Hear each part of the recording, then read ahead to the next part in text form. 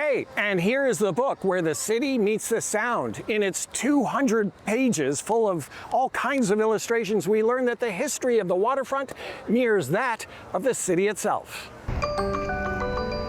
This is Seattle's newest front porch, 20 acres of reclaimed waterfront, where the shoreline laps against the city in the most playful way yet.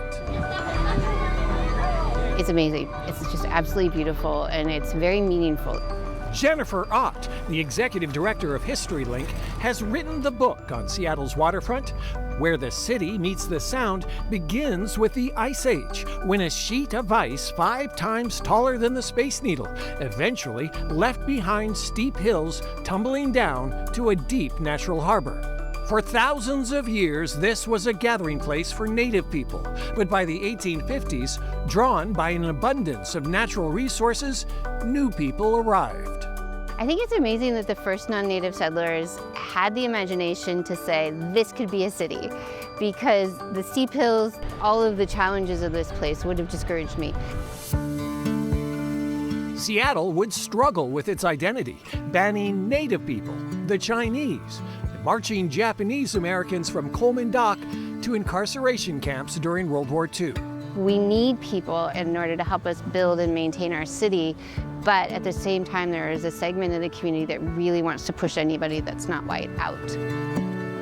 Waterfront is also a place for dreamers. 1897 brought the Klondike Gold Rush and the city exploded. It's just boom, it's crazy. And then there was Ivor Haglund, who turned the working waterfront into a tourist attraction. He was just such a showman, and he just knew how to grab people's attention. He staged fights with an octopus and pushed seals around in a baby carriage.